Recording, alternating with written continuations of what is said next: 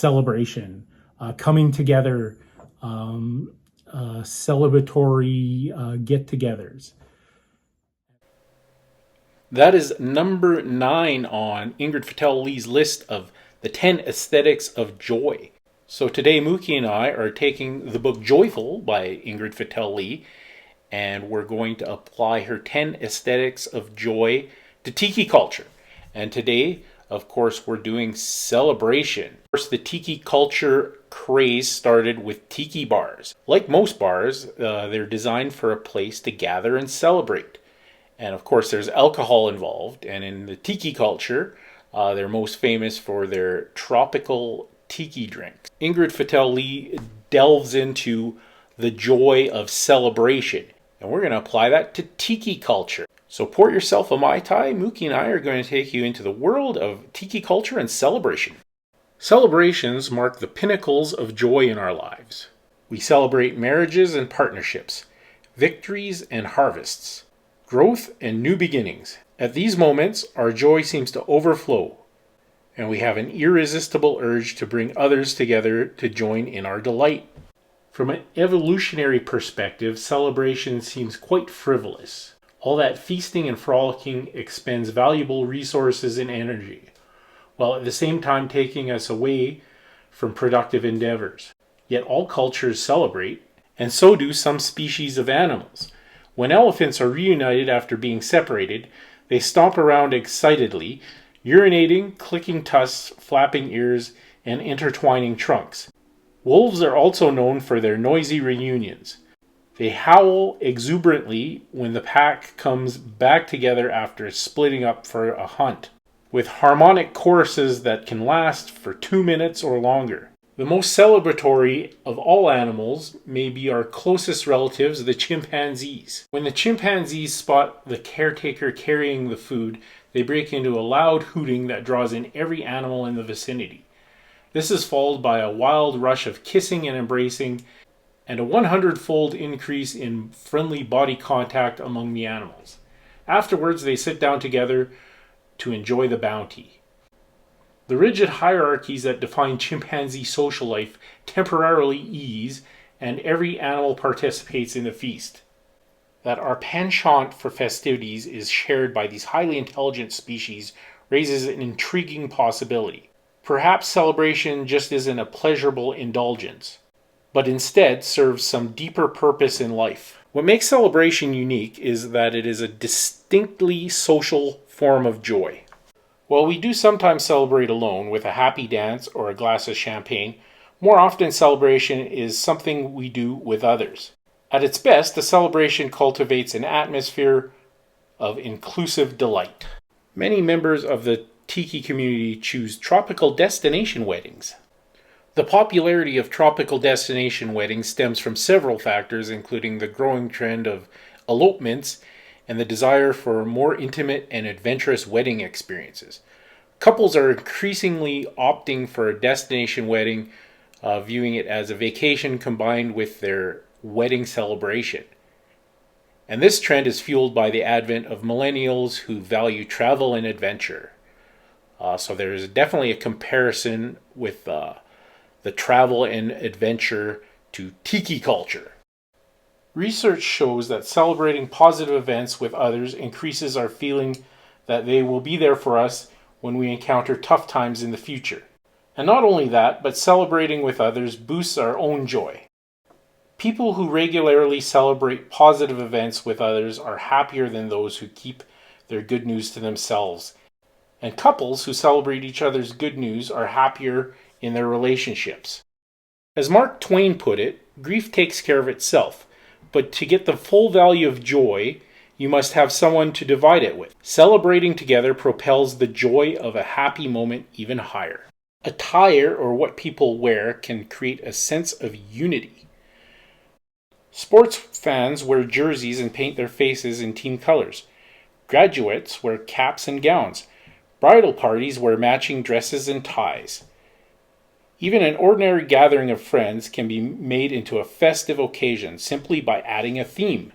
Of course, when this applies to Tiki culture, there are many Tiki-themed parties. Wanted to throw a tropical theme party, here are a few ideas. Ask your guests to wear tropical clothing. Pick up party favors such as Hawaiian leis, grass skirts, kooky sunglasses. Play Hawaiian style music like Tiki torches. Have hula dance contests or provide hula hoops. And have Hawaiian style or Tiki style appetizers. Create a photo backdrop with palm trees or a beach. And of course, pineapples for everyone. Or tropical fruit skewers would be lots of fun.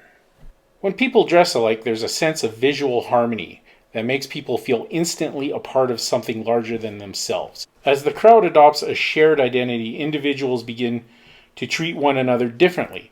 Studies have shown that when we believe we are among others who share a group affiliation, we're more comfortable with less personal space, and we exhibit greater trust. We behave less like strangers and more like members of a tribe.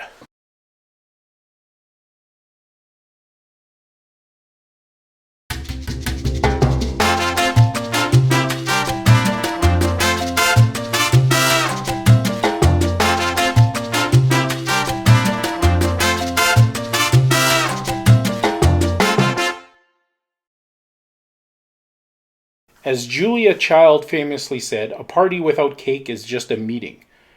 A pig roast, a punch bowl, and a champagne or chocolate fountain are other examples of food and drink scaled up to create a focal point for celebration. The Pu Platter is synonymous with tiki bars. In the Hawaiian language, Pu denotes a relish appetizer, canapé, or hors d'oeuvres.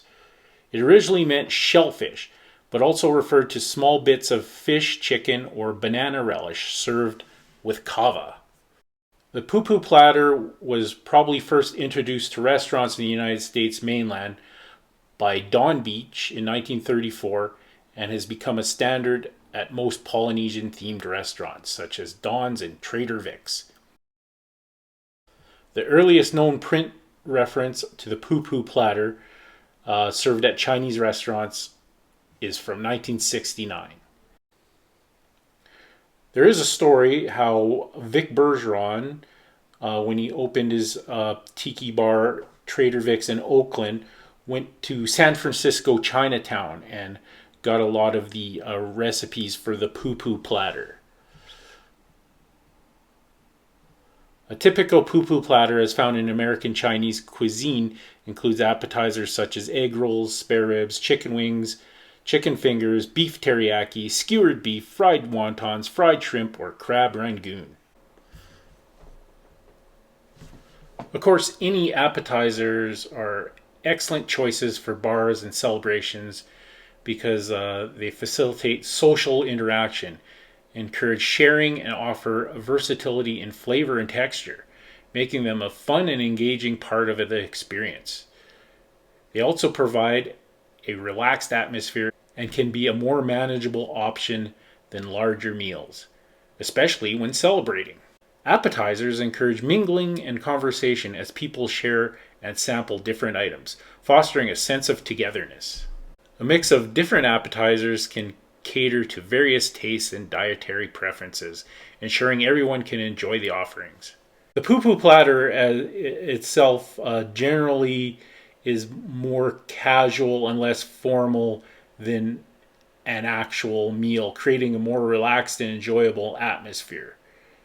And bite-sized appetizers are designed to be shared, making them perfect for groups and large celebrations. The Pu Platter is also paired nicely with the tropical tiki drinks that are often served along with them. Both the tiki drinks and the Pu Platter are visually appealing, further enhancing the overall experience and making them a great addition to any celebration. And I think the original idea was to pair the, at the time, exotic food with the exotic cocktails. Remember, these were introduced in the 1940s, and Chinese food was considered exotic.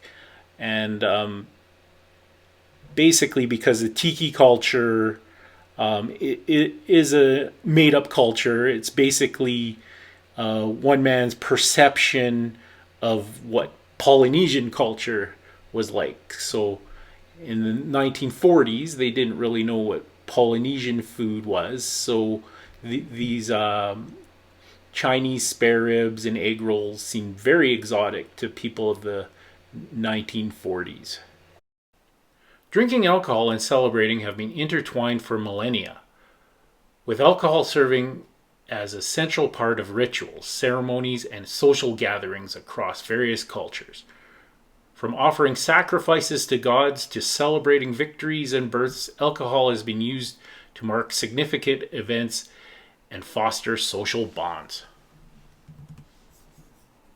The earliest confirmed evidence of alcohol consumption and production dates back to around 7000 BC, with a fermented beverage made from rice, honey, and fruit discovered in Neolithic pottery from Jiahu, China. This beverage predates the earliest evidence of grape wine in the Middle East by several centuries. Excavations at Jiahu, China, a Neolithic village in the Yellow River Valley, unearthed pottery containing residue of a fermented beverage. Chemical analysis of these residues reveal the presence of ingredients like rice, honey, and fruit. The presence of these ingredients, along with chemical compound characteristics of alcoholic beverages, indicate that humans were already intentionally fermenting beverages at the time.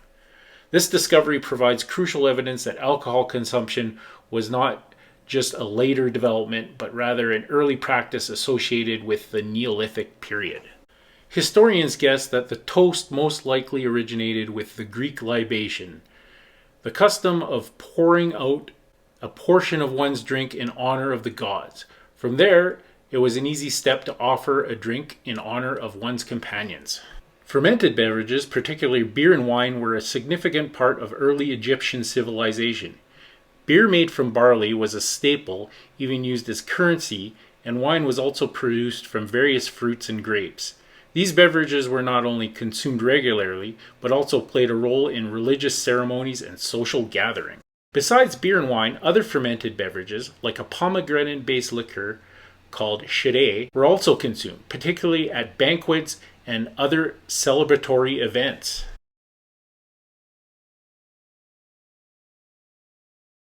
The Romans started consuming alcohol, particularly wine, from a very early period in history. Even before the official founding of Rome, wine was considered an important part of their society and was consumed both by the upper and lower classes. In Roman society, it was believed that moderate drinking would result in increased activity and greater sexual potency. Some of the earliest festivals celebrated in ancient Rome: Lupercalia, which celebrated the founding of Rome; Saturnalia, to honor the god Saturn and mark a period of feasting and merriment. Originally December 17th, but later extended to several days. Social norms were temporarily overturned, with slaves allowed to dine with masters, and a king of Saturnalia elected who could issue commands. Gift-giving, feasting, revelry were common. The punch bowl used to be a staple at parties, dances, and any other kind of celebration. And of course, there's a huge tie-in to Tiki culture and the punch bowl. So coming up is my secret punch recipe and a little bit of the history of Tiki culture and the punch bowl as it relates to Ingrid Fetell Lee's aesthetic of joy, celebration. We're going to head out to the cabin, and I'm going to show you my secret recipe to Chappy's Tiki Bar Punch. Coming right up. So we're going to get started on my Chappy's Tiki Bar Punch secret recipe. First up, I'm going to give you a little bit on the history of punch and tiki bars. This is coming from my book Smuggler's Cove by Martin Cate. So we'll just see what he has to say on how punch started. It says, punch and Polynesian pop. The glory days of punch seen in colonial times faded, and seemed likely to be gone for good. With the Industrial Revolution, we all became busy. If you had time to sit around a punch bowl, you were admitting you had nothing else to do. Among the wealthy, cocktails were becoming increasingly popular, but the working class began to favor beer. It is worth noting that while Jerry Thomas's 1862 guide had 59 punch recipes, most were from old recipes and not from him, and by 1887 guide, even these moved to the back of the book. There was probably also some level, the sense that in society that celebrates democracy and individual freedom, people didn't want to be told what to drink or share their drink. We each wanted a choice. And let us not forget, distillation methods continue to improve from the 19th century on.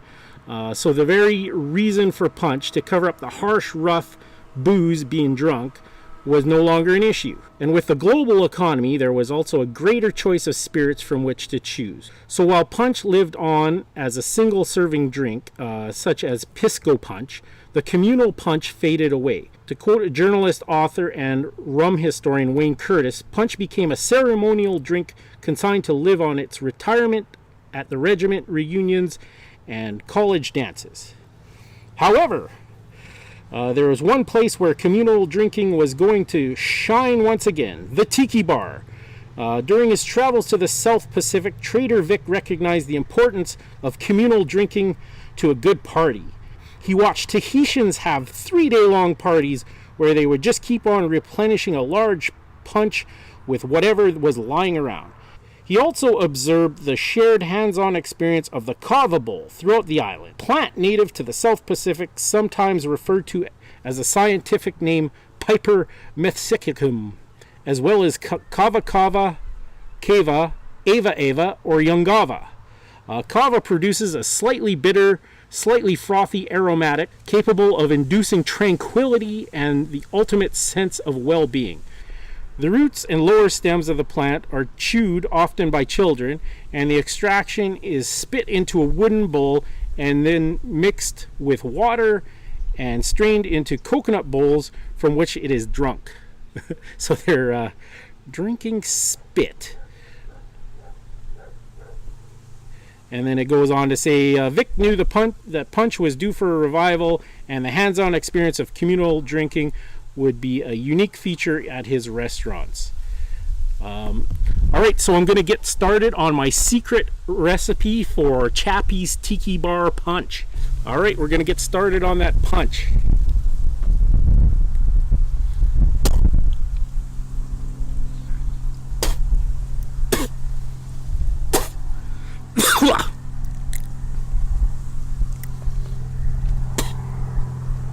What's that, Mookie? Oh, Mookie says that's not the bark from a Cava tree. I'm just chewing on a dirty piece of bark.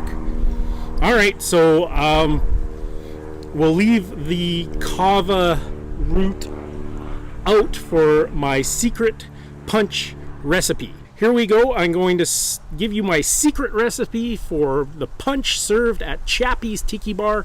Chappy's Secret Tiki Bar Punch, coming right up. So I got my trusty punch bowl. We're going to start out with 3 cups of unsweetened pineapple juice. Preferably Dole makes a good pineapple juice right from Hawaii.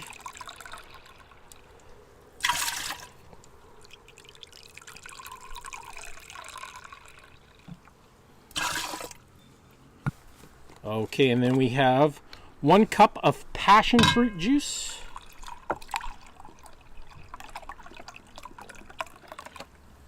Try to find the passion fruit juice. There really is no substitute for it. 1 cup of strawberry kiwi juice. You can substitute strawberry nectar as well. 1 can of Sprite or 7-Up.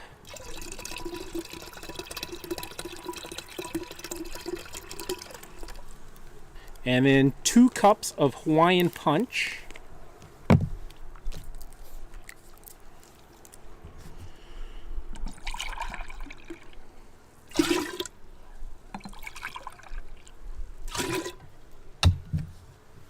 1 cup of Minute Maid fruit punch.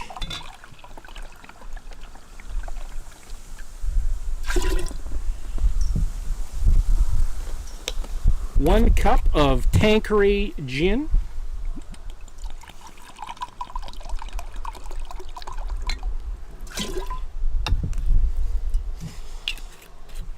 1 cup of white rum.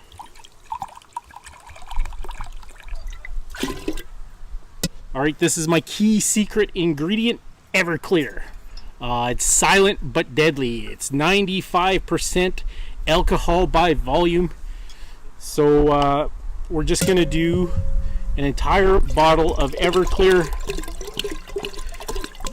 Make sure you consult a local physician such as myself before drinking this, because it will kick your ass.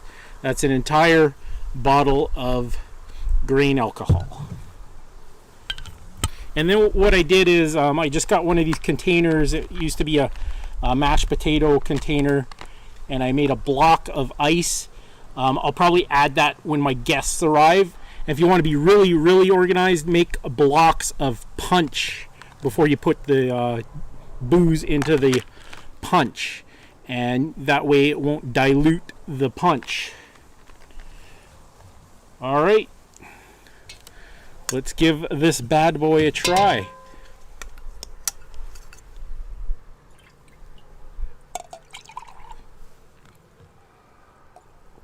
Hoo-ah! All right, we're going to have a hangover in no time drinking this. So,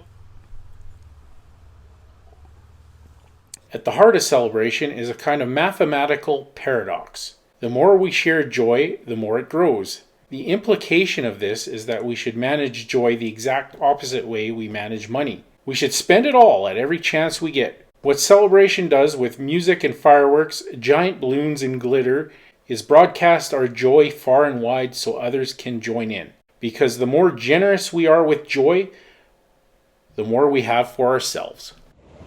Thanks for watching another episode of Chappy's Tiki Bar. I'm Chappy and this is Mookie. What's that, Mookie? Mookie says life is hard. That's just the way it goes. But sometimes it goes the other way. See you next time on Chappy's Tiki Bar.